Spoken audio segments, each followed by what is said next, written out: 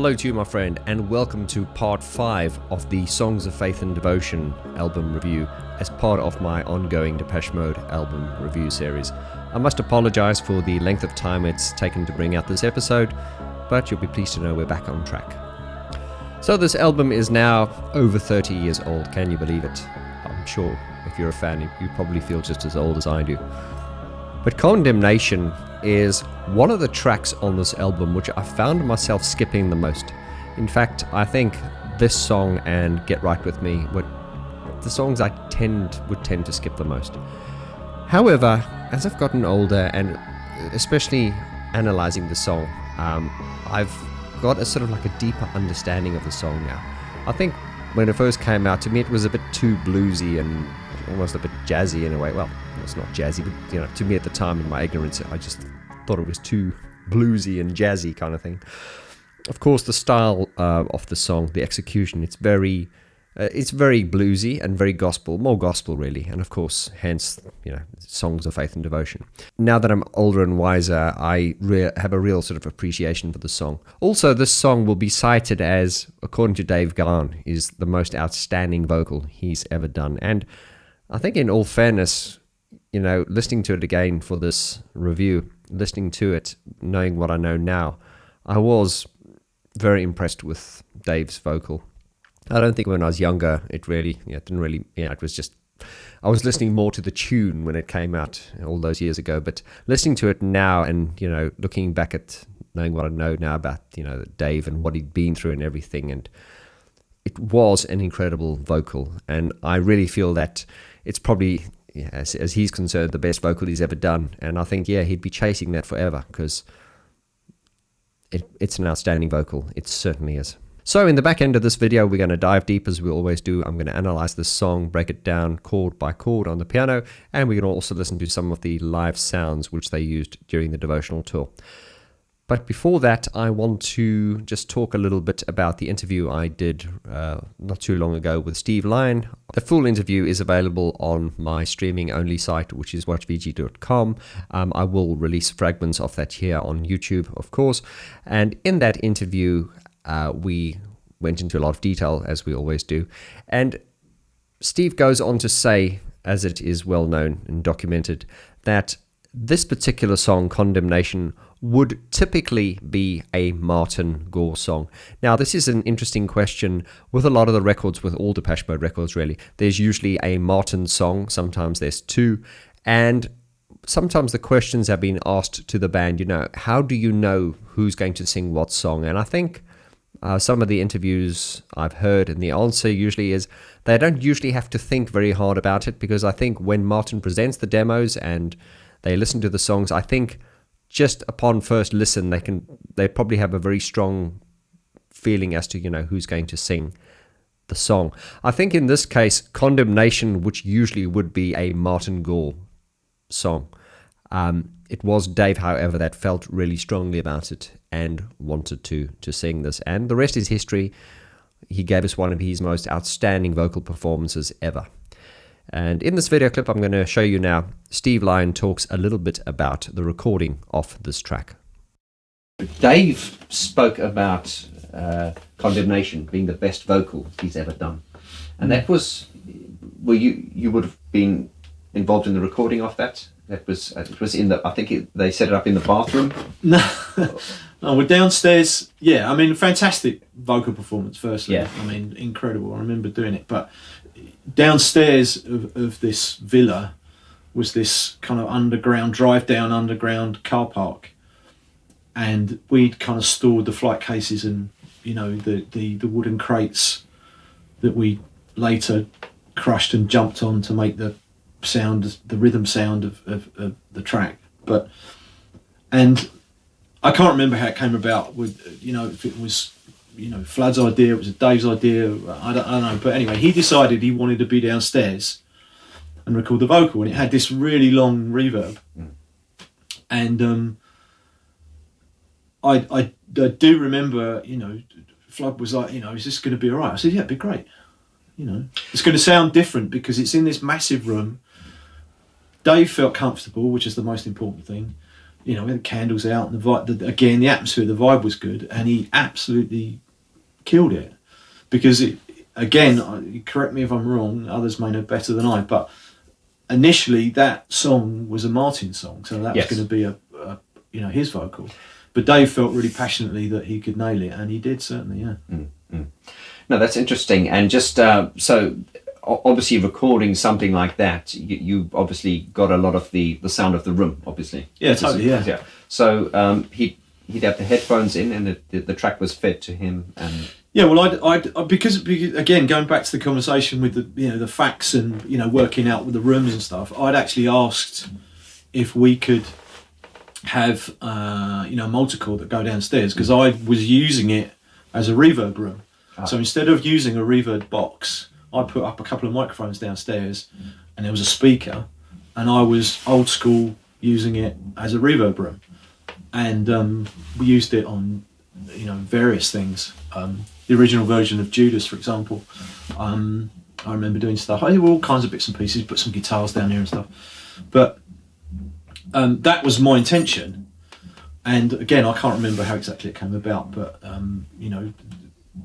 we did the vocal down there, and it fantastic vocal performance. The sound of it, obviously, is quite particular. But that's the fun of working in a different space, in a different environment. The performance, again, it's amazing. Very interesting recollections there from engineer and producer Steve Lyon. It was interesting how he said that although we know in history how hard that record was, Flood really suffered and the band really suffered, Steve goes on to say that I think he was oblivious to all the drama. He was just doing his job there. So yeah, that interview is worth watching. There's lots of info on there which has never been disclosed before.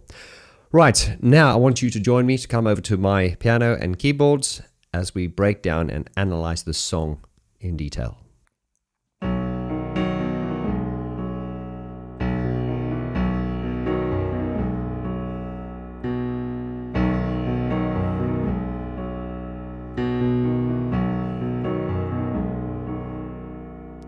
So the basis of this song is very sort of bluesy, very gospel kind of feel. And had they chosen to go down a more sort of classical kind of feel, it probably would have felt very, very different. But what I think is important in this, in utilizing the gospel feel, is really gives this song a really sort of rebellious kind of feel. Remember that blues is really like the basis for rock and roll and all these kinds of things. It is very important that you loosen up. And what I mean by that is, if you listen to this, just the beginning of Condemnation,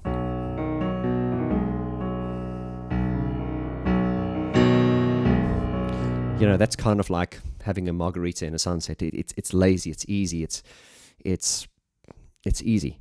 And that is what the foundation of the song is, just very sort of easy. I've often talked about blues as, sometimes I use the analogy, drunk man crossing the road. It's just easy, and it's always at that fine line between, it sounds like it's a mistake, or I guess what I'm trying to say is the approach they took for the song was brilliant. And although I was never a huge fan of the song, the more I learned, I realized that Martin is just a genius, and these ideas were beyond his years. He wrote these songs when he was young, and there's a lot of positive things I can say about Martin's songwriting, as I do. But now I'm going to demonstrate this in block chord form. I'm going to do it very, very simply, and then I'm going to move on to the samples, and I'm going to demonstrate some of the original samples that they used when they performed it live during the devotional tour. I have Fletcher's keyboard bank over here.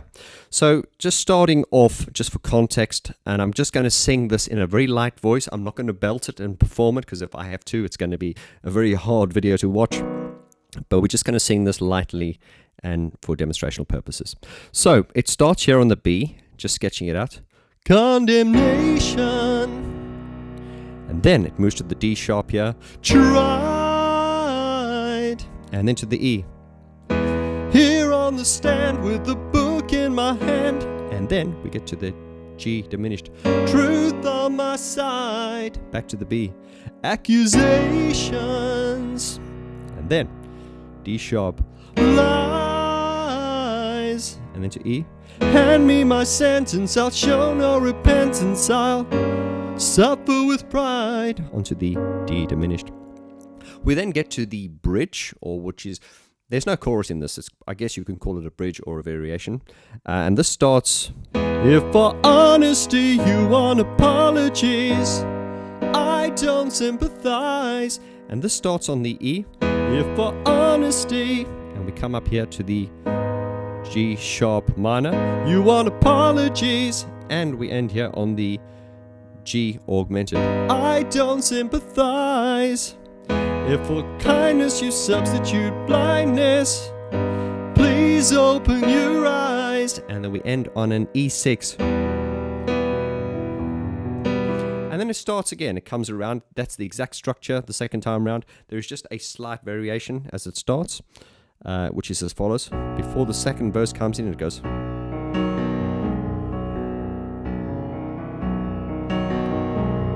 It comes out to the F sharp major. And then he comes in with the second verse. Condemnation. And then to the D sharp. Why? And then to the E. Because my duty was always to beauty. And then to the G diminished, that was my crime, and then back to the B again, feel elation, and then D sharp again, high, and then E, to know I can trust this speaks of injustice, to the G diminished, time after time, and then we get the bridge again, if you see purity and immaturity, well, it's no surprise, once again, if for kindness you substitute blindness, please open your eyes. And once again, that's that bridge part, it's the E, G sharp minor, to G augmented. If for kindness you substitute blindness, please open your eyes. And that's an E6 chord at the end there. Okay, so I've just done sort of like layman's block chords there. I want to sort of demonstrate how Alan would do it on the record by throwing in a few of the nuances and flares. He typically started off like this. He'd like roll this note here. And of course, it would be different slightly every night when he played it live, because obviously, although it was played to a click track, if you watch the devotional live, it would be like the boom, chuck, boom, chuck.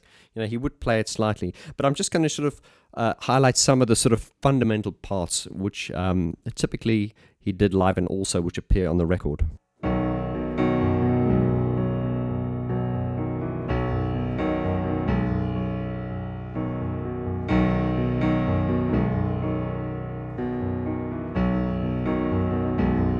Okay, then condemnation. Then there's this little, what I call walk it up.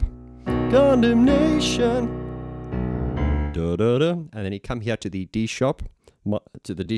Try.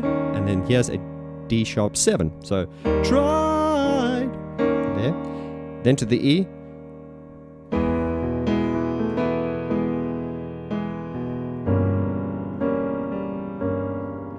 Now notice what I did on the E there.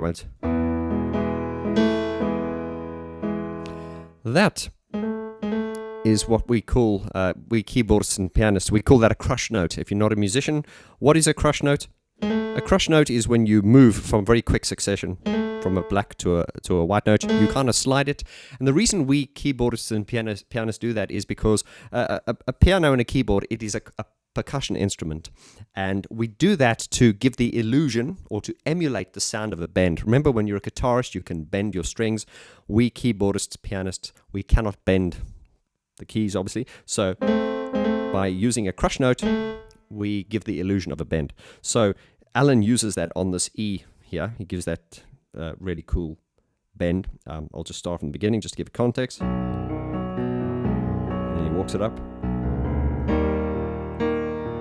The 7th there, and here's the E with a bend, and then straight to the G diminished, and then this, and then again, look it up. E with the crush notes, and then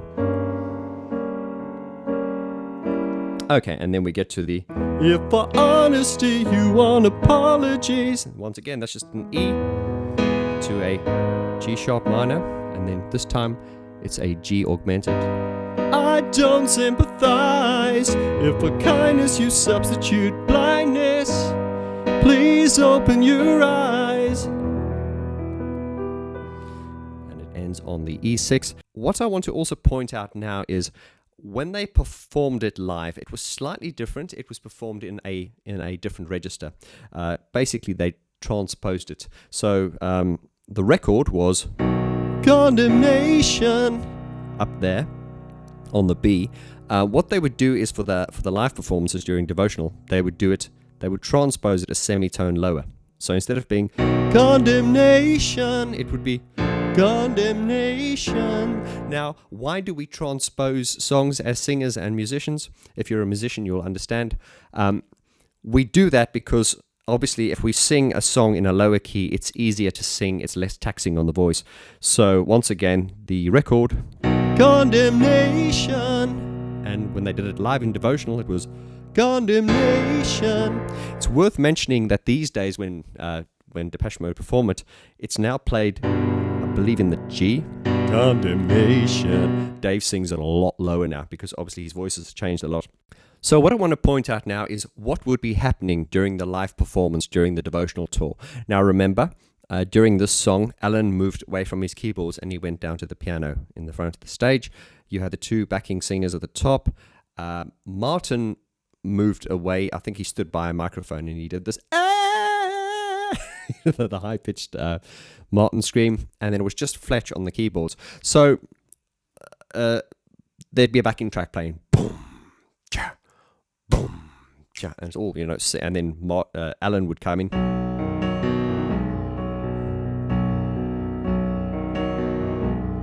Okay, and then it was just Fletch on the keyboards. Now, remember, the song was not played in this key when they did it live. They played it a semitone lower. So what I've got here is, on this keyboard at the top here, I have the original keyboard banks from the devotional tour. Now, obviously, the only person playing keyboards on that particular song was Fletch, so naturally I have Fletch's keyboard banks here. And what you'll find is very interesting on this is we have home. Now, that's straight from the record. Now, that sounds to me like Martin's voice, obviously. Now, the way this would have been done live is now, I'm going to have to demonstrate this with, obviously only got two hands. I want to show you how Fletch would trigger his parts. So, the drum starts, boom, cha, boom, and then Alan goes. And then, as Alan's doing that, Fletch would hold this key down.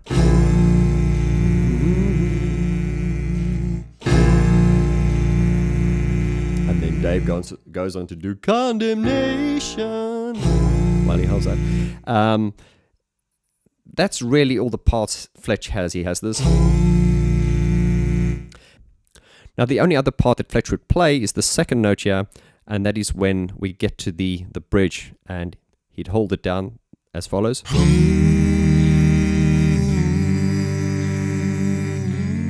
And to give you context, that's if for honesty you want apologies, I don't sympathize. Trigger again. If for kindness you substitute blindness, please open your eyes. And then the last note. There.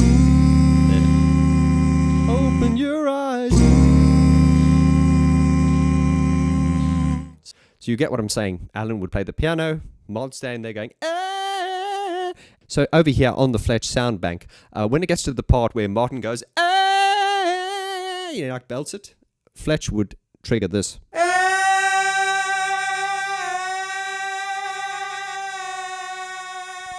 Now that's interesting. So Martin's actually going, and of course the backing singers are doing this as well. But we also have Martin's voice on this keyboard here.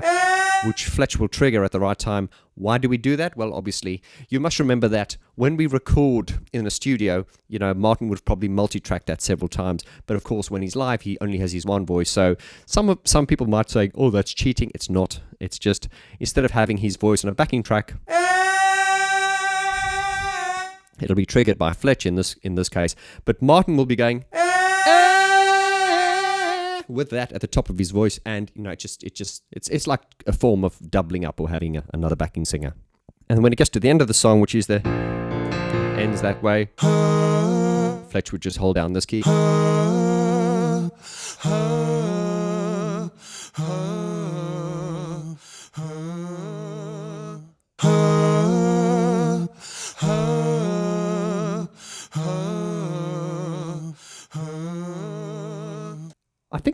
I think this might be Alan's voice in here as well, doing the harmony.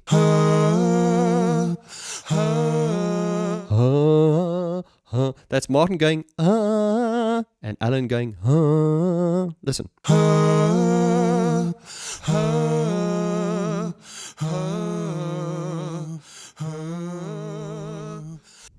It certainly sounds like Alan's tonality.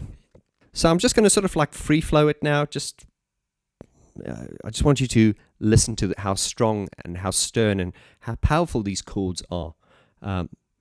Without the singing and everything. And as I've said before, this was interestingly one of the songs I skipped the most. But the more I've analysed it over the years, I suppose as I've gotten older and wiser, I think it's a very, very good song, actually.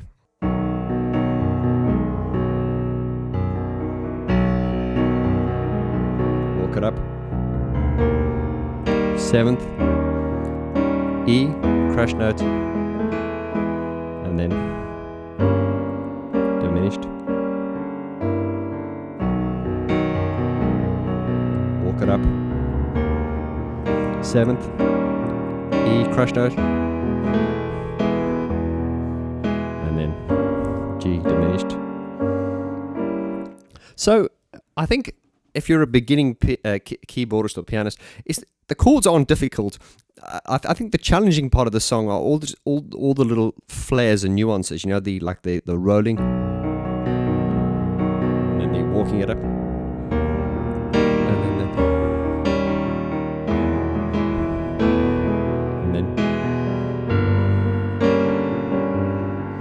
and it has this kind of unruliness to it. I don't want to say a sloppiness, but it has this.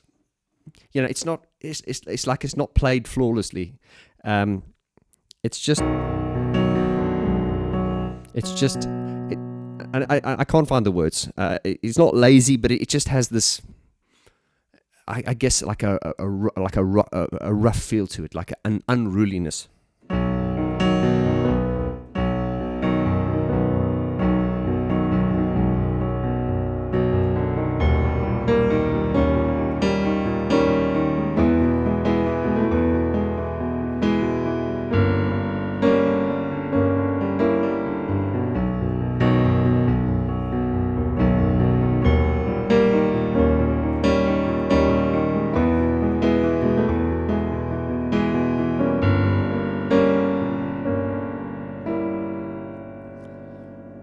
I do love it, and there is something in the song which reminds me of this, and forgive me for segueing, but I'm sure you'll appreciate this.